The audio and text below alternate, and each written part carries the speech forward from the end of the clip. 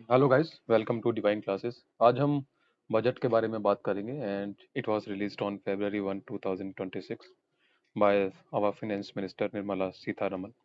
And काफ़ी important topic है both for RAS and IAS students, and we will just take the important points of this budget because everything is not important. But before that हमें ये जानने की बहुत ज़रूरत है कि जो रेलवे बजट है और जो जनरल बजट है वो कब सेपरेट हुए, कब मर्ज किए गए, क्योंकि ये भी चीज़ काफ़ी इंपॉर्टेंट है।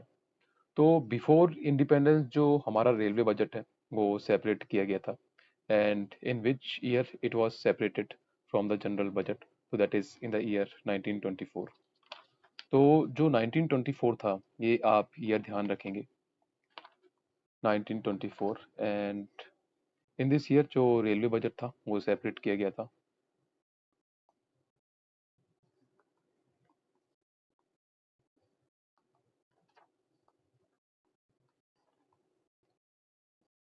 एंड किस कमेटी ने ये कहा था कि जो रेलवे बजट है वो जनरल बजट से सेपरेट होना चाहिए?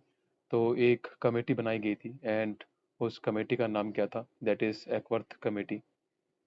जो इसकी रिकमेंडेशन थी, on the basis of the recommendation of this committee, railway budget was separated from the general budget in the year 1924। तो which committee was it? That is Acworth committee.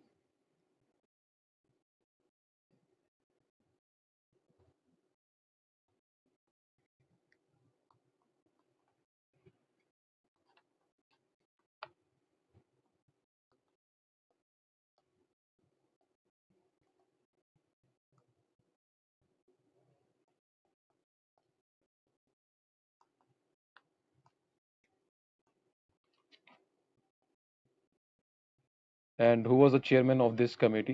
That is William Mitchell एकवर्थ।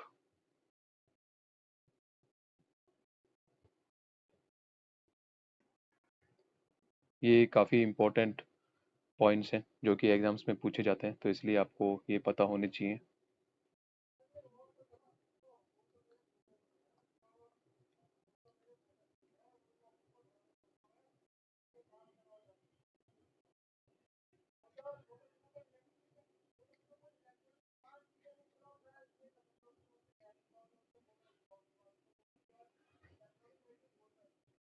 And अगर बात करें कि after independence who presented the railway budget first time, that is John Mathai.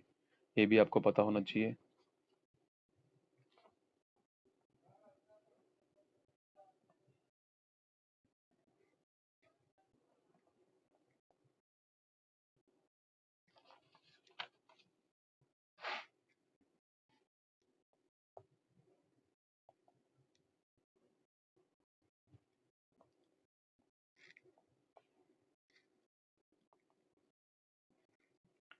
And after independence जो railway budget था, it was separated again, sorry, it was merged again in the general budget.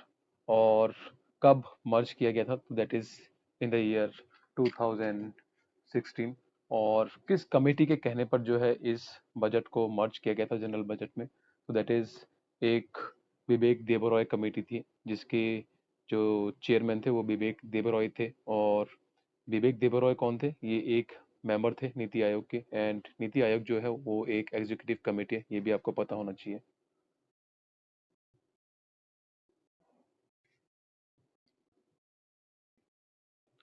So last railway budget was presented in the year 2016, and who presented it? That is Suresh Prabhu.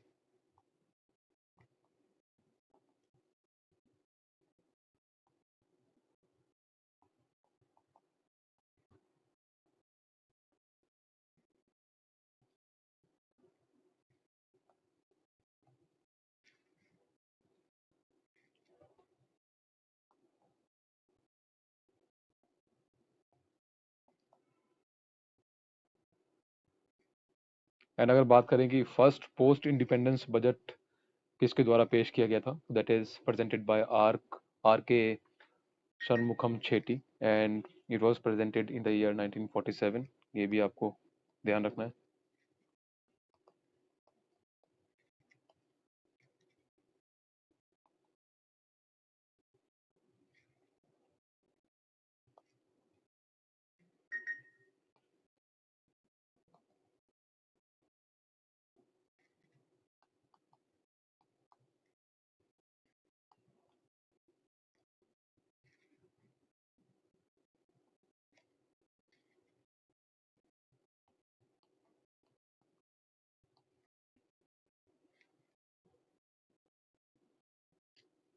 In which year railway budget was merged with general budget, so that is in the year 2017 on the recommendation of Vivek Debaroy committee, who was the member of Niti Aayog.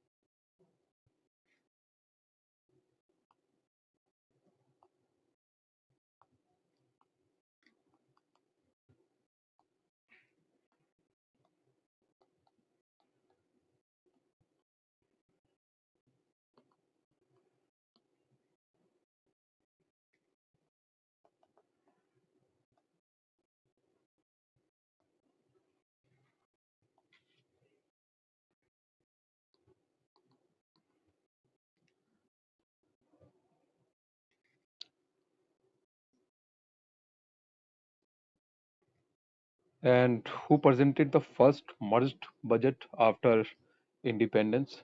That is Arun Jaitley.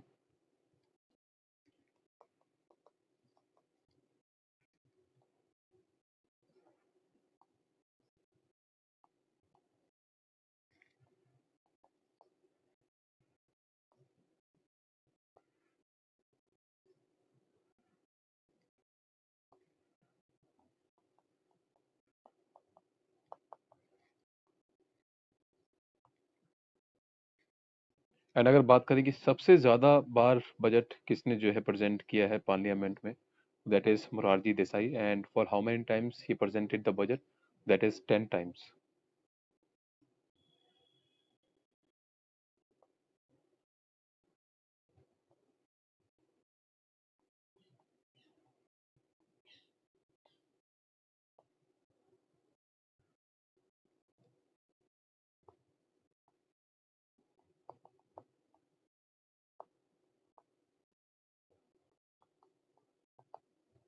And अगर बात करें कि जो present में हमारी finance minister हैं निर्मला सीतारमण, इन्होंने कितनी बार जो है बजट प्रेजेंट किया है पार्लियामेंट में, तो दैट इज 9 टाइम्स. एंड हमने ये बजट पे इंक्लूड किया है जो हाल ही में जो है इन्होंने प्रेजेंट किया है. एंड जो इससे पहले पी चिदम्बरम थे, उन्होंने भी 9 टाइम्स जो है पार्लियामेंट में बजट पेश किया है, तो अब इन्होंने पी चिदम्बरम की बराबरी कर ली है इस ईयर.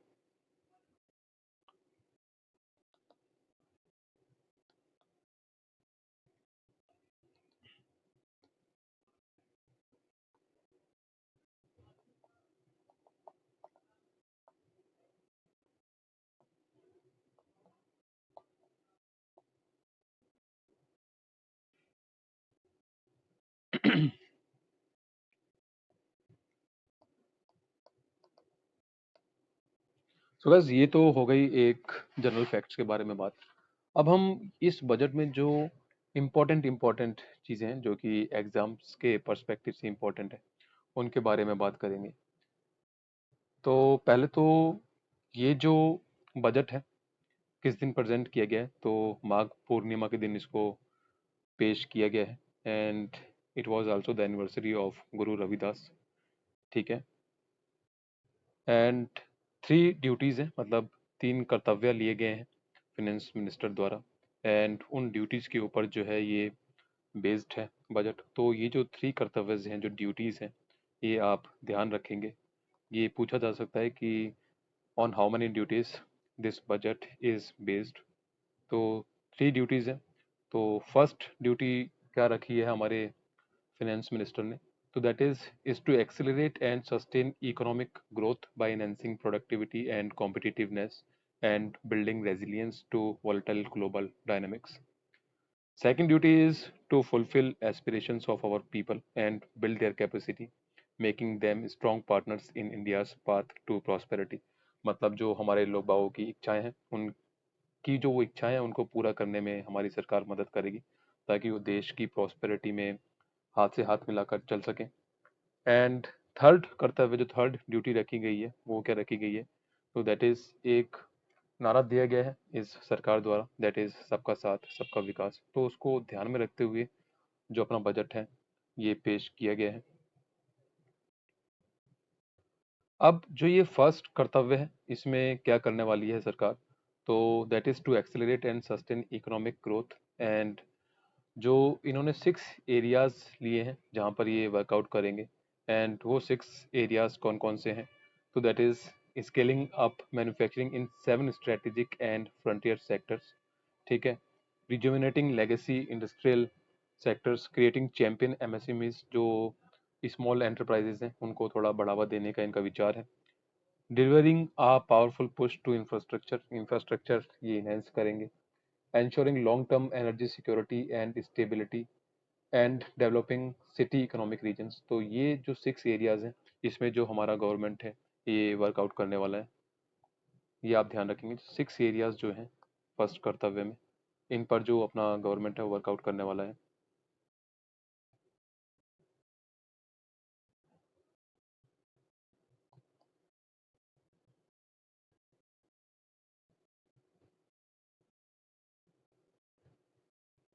अब 7 सेक्टर्स हैं इस कर्तव्य के अंडर, जिसमें ये इन्होंने मैन्युफैक्चरिंग सेक्टर्स लिए हैं, उनको ये डेवलप करेंगे। तो उसमें क्या क्या कहा है इन्होंने? एक तो जो बायोफार्मा सेक्टर है उसको ये डेवलप करने वाले हैं। बायोफार्मा शक्ति, strategy for health care advancement through knowledge technology and innovation.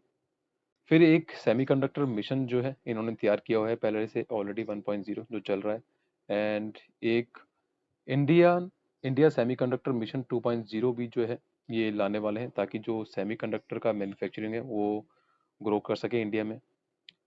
Electronics components manufacturing scheme जो है वो सरकार लेके आ चुकी है इन द अप्रैल 2025, एंड इसी को ये एक्सटेंड करने की कोशिश करेंगे।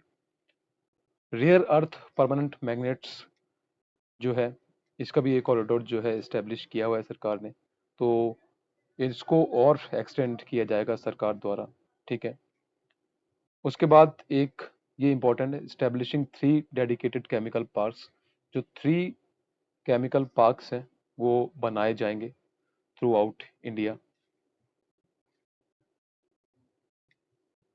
जो कैपिटल गुड्स हैं उनकी जो मैन्युफैक्चरिंग है वो की जाएगी। And what is capital goods? ये वो मशीनरी होती है जो अदर मशीनरीज को बनाने में मदद करती है, तो उसकी मैन्युफैक्चरिंग जो है तेज की जाएगी। फिर ये कहा गया है कि जो कंपनीज हैं, जो मैन्युफैक्चरिंग यूनिट्स हैं जो कि स्पोर्ट्स गुड्स बना रही हैं, उनको सब्सिडाइज किया जाएगा, उनको हेल्प दी जाएगी, ताकि जो इंडिया है वो स्पोर्ट गुड्स जो है अच्छे से मैन्युफैक्चर कर सकें। एक एसएमई ग्रोथ फंड बनाने की जो इच्छा जाहिर की है हमारे फाइनेंस मिनिस्टर ने, और वो जो एसएमई ग्रोथ फंड होगा तो that will B of 10,000 crore. ये भी इम्पोर्टेंट है, ये आप ध्यान रखेंगे।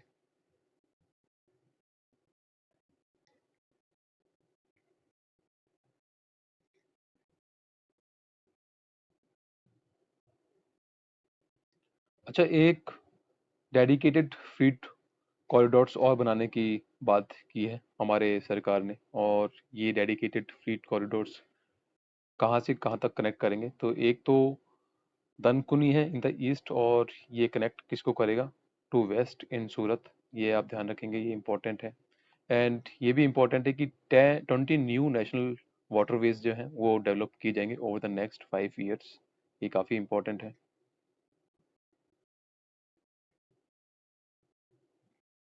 High speed rail corridors between cities as growth connectors. तो इट मीन्स कि जो हाई स्पीड रेल कॉरिडोर्स है that will be developed in India.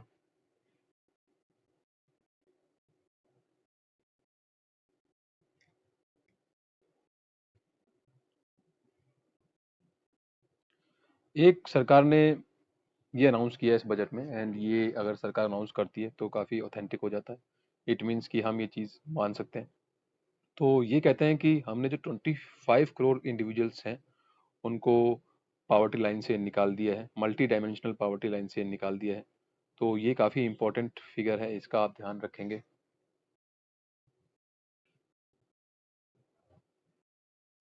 एक जो सरकार है वो 5 रीजनल मेडिकल हब्स बनाएगी थ्रू आउट इंडिया, ताकि जो मेडिकल टूरिज्म है उसको बढ़ावा दिया जा सके।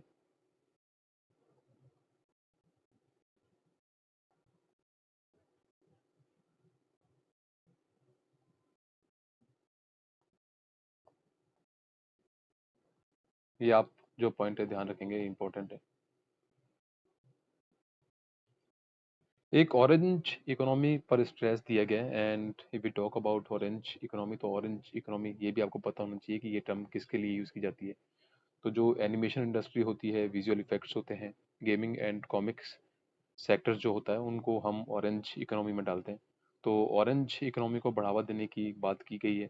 अगर बात करें एजुकेशन की, तो 5 यूनिवर्सिटी टाउनशिप्स बनाए जाएंगे, एंड जो ये दीज 5 यूनिवर्सिटी टाउनशिप्स हैं that will be near to major industrial areas, ताकि जो बच्चे हैं उनको ईजिली वहाँ पर प्रैक्टिकल नॉलेज भी मिल सके। एंड एक बहुत ही इंपॉर्टेंट बात की गई है कि इन एवरी डिस्ट्रिक्ट एक गर्ल हॉस्टल जो है डेवलप किया जाएगा गर्ल्स के लिए, ताकि वो सेफ एंड इजली जो एजुकेशन है ले सकें।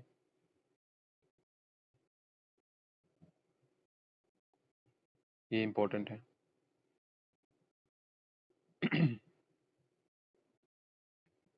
एक इन्होंने ये कहा है कि जो 10,000 गाइड्स हैं ऑल ओवर इंडिया वो तैयार किए जाएंगे, ताकि जो फॉरेन टूरिस्ट आते हैं अगर वो किसी मोनूमेंट के बारे में जानना चाहते हैं तो वो अपनी लैंग्वेज में जो है वो उस मोनूमेंट के बारे में जान सकें। तो ये भी इम्पोर्टेंट है। तो आप ये ध्यान रखेंगे जो 10,000 गाइड्स हैं वो किए जाएंगे तैयार।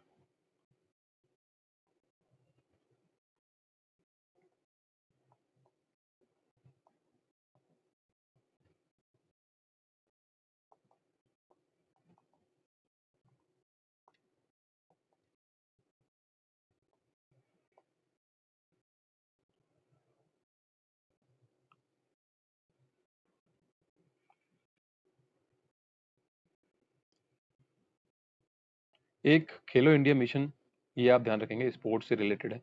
इसको जो है तैयार किया जाएगा ताकि जो स्पोर्ट्स सेक्टर है उसको जो है और अच्छे से तैयार किया जाए। इसमें क्या होगा कि जो प्लेयर्स होंगे उनको वर्ल्ड क्लास ट्रेनिंग दी जाएगी, वर्ल्ड क्लास इंफ्रास्ट्रक्चर दिया जाएगा, अगर कोई इंजर्ड हो जाता है तो उसको अच्छे से ट्रीटमेंट दिया जाएगा। तो ये भी काफ़ी इंपॉर्टेंट है, खेलो India mission for preparing world class players.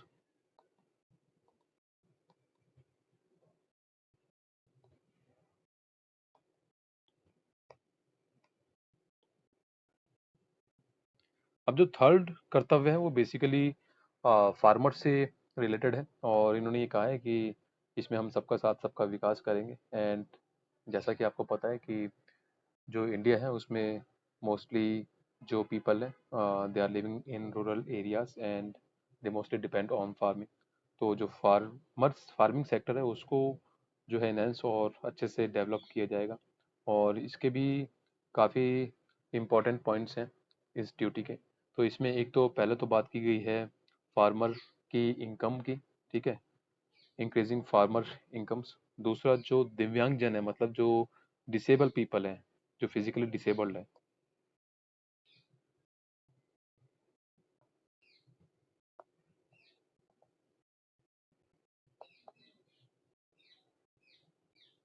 उनको जॉब्स प्रोवाइड करी जाएंगी, उनको ट्रेनिंग्स प्रोवाइड की जाएंगी, उनको ऐसे इक्विपमेंट्स दिए जाएंगे ताकि जो उनकी लाइफ है वो ईजिली निकल सके।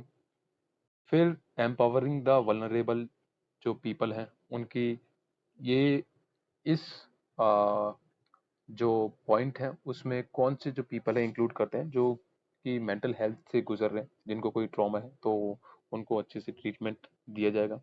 एक फोर्थ पॉइंट ये है कि जो पूर्वोदय स्टेट्स हैं, जो नॉर्थ ईस्टर्न स्टेट्स हैं, नॉर्थ ईस्ट रीजन है, उसके डेवलपमेंट में जो है ध्यान दिया जाएगा, ताकि जो हमारी इंडिया है वो बाय द ईयर 2047 तक जो है डेवलप्ड कंट्री में आने लग जाए। और इसमें इन्होंने कई चीज़ें कही हैं। एक तो जो मोस्टली है इन्होंने स्ट्रेस दिया है कि जो कोकोनट प्रमोशन स्कीम है उसको लाया जाएगा, ताकि जो कोकोनट प्रोडक्शन है उसको बढ़ावा दिया जा सके, और जो इसके बाई प्रोडक्ट्स हैं उनको जो है बढ़ावा दिया जाए। जैसे कि अपना कोकोनट वाटर आता है, कोकोनट मिल्क आता है, ठीक है, तो उनको बढ़ावा दिया जाएगा इस पॉइंट के अंडर। जो इंडिया में कैश्यू की खेती होती है, कोको की खेती होती है, उसको बढ़ावा दिया जाएगा। और उनको ग्लोबल ब्रांड्स बनाने की कोशिश करेंगे by the year 2030। Cultivation of walnuts जैसे अखरोट हो गया, बादाम हो गया, पाइन नट्स हो गया, इनके कल्टीवेशन को जो है बढ़ावा दिया जाएगा, ये भी इम्पोर्टेंट है। एक स्कीम लाने का विचार है फाइनेंस मिनिस्टर का, एंड वो क्या है स्कीम, दैट इज भारत विस्तार। तो ये जो स्कीम है वो लाई जाएगी ताकि जो अपने फार्मर्स हैं वो इस एआई टूल को इस्तेमाल करें और जो अपनी खेती है उसको इंक्रीज करें, प्रोडक्शन जो है उसको इंक्रीज करें। इन एवरी रूरल एरिया जो शी मार्ट्स लाए जाएंगे जहाँ पर जो वुमेन एंटरप्रेन्योर्स हैं अपने रूरल एरिया की, वो अपना प्रोडक्ट्स जो है डिस्प्ले कर सकती हैं, बेच सकती हैं, ये भी इम्पोर्टेंट है। दिव्यांगजन कौशल योजना लेकर आएगी अपनी सरकार, एक दिव्यांग सहारा योजना है वो भी लेके आएगी। तो ये जो स्कीम से आप ध्यान रखेंगे ये भी इम्पोर्टेंट है, पूछी जा सकती है एग्जाम्स में।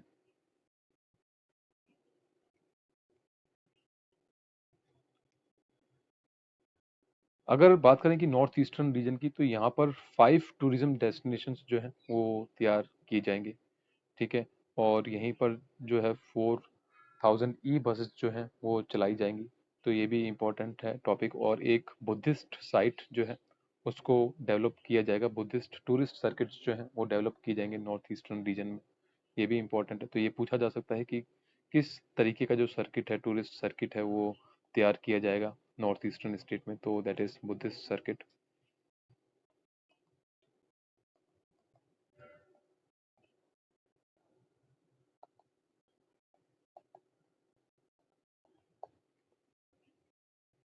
एक 16th फाइनेंस कमीशन जो है उसका इन्होंने एक पॉइंट लिया है और उसको ये अमल में भी लाएंगे। तो उसमें ये कहा गया है कि जो सेंट्रल टैक्सेस होते हैं, ठीक है, अब सेंट्रल टैक्सेस की बात करते हैं। तो सेंट्रल जो टैक्सेस होते हैं उसमें से कुछ पार्ट जो है किसको दिया जाता है, अपने स्टेट्स को। तो सेंट्रल गवर्नमेंट ये कहती है कि जो हमारे सेंट्रल टैक्सेस हम कलेक्ट करेंगे तो उसमें से जो 41% है हम स्टेट्स को देंगे, ठीक है, उनके डेवलपमेंट के लिए। तो ये जो फाइनेंस कमीशन की बात है वो अमल में लेके आएंगे। एक इनकम टैक्स एक्ट लाया गया था, इनकम टैक्स एक्ट 2025, ये भी इम्पोर्टेंट है। एंड इसको कब इफेक्ट में लेके आएंगे, तो दैट इज ऑन 1 अप्रैल 2026। ये वेरी इंपॉर्टेंट है, इसको आप ध्यान रखेंगे।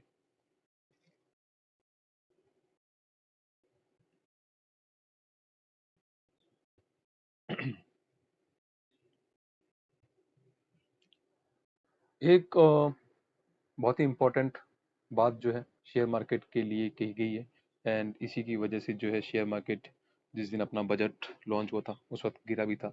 अब अगर देखा जाए कि ये चीज़ ठीक है कि नहीं, ये तो लॉन्ग टर्म में ही पता चल पाएगा। लेकिन जो एसटीटी है, ठीक है, उसको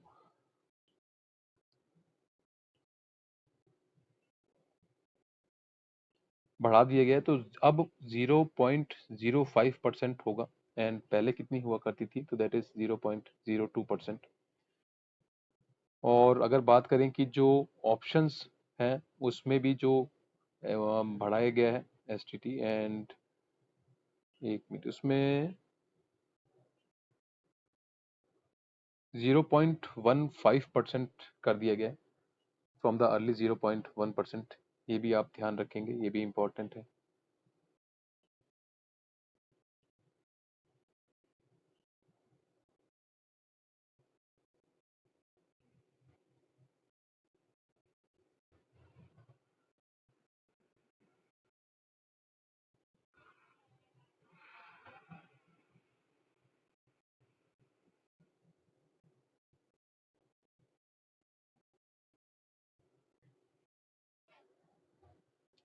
अच्छा, एक चीज़ आप ये ध्यान रखेंगे कि कुछ प्रोडक्ट्स हैं जो कि पूछे जा सकते हैं कि किस पर जो है एनसीसीडी रेट्स बढ़ाई गई हैं। तो जो एक तो च्युइंग टोबैको है, इसकी वजह से क्या होगा, जो सिगरेट्स हैं और ये जो बीडीज हैं वो महंगी हो जाएंगी। तो पहला इन पर 25% एनसीसीडी रेट था, अभी ये बढ़कर 60% हो गया है। जर्दा पर भी बढ़ा दिया गया है from 25% to 60%। And other products हैं वो इसमें मेंशन नहीं है, उन पर भी जो है 25% टू 60% कर दिए गए हैं। तो ये कुछ इंपॉर्टेंट फैक्ट्स हैं। एंड क्या चीज़ें महंगी हुई हैं एंड क्या चीज़ें सस्ती हुई हैं, that is not important for the exams perspective. तो जो इम्पोर्टेंट फैक्ट्स थे ये मैंने आपको जो गवर्नमेंट द्वारा पीडीएफ फाइल डिस्प्ले की गई है उसमें से लिए हैं। एंड इन्हीं में से जो है क्वेश्चंस बनते हैं। एंड इससे ज़्यादा कुछ पढ़ने की ज़रूरत है नहीं if you talk about the budget. बाकी जो इकोनॉमिक रिव्यू होता है ईयरली वो आप पढ़ सकते हैं, but that will be in different PDF file. तो ये जो चीज़ें हैं जो मैंने आपको बताई हैं ये आपको थोड़ा ध्यान में रखना है। So thank you guys and keep watching my videos.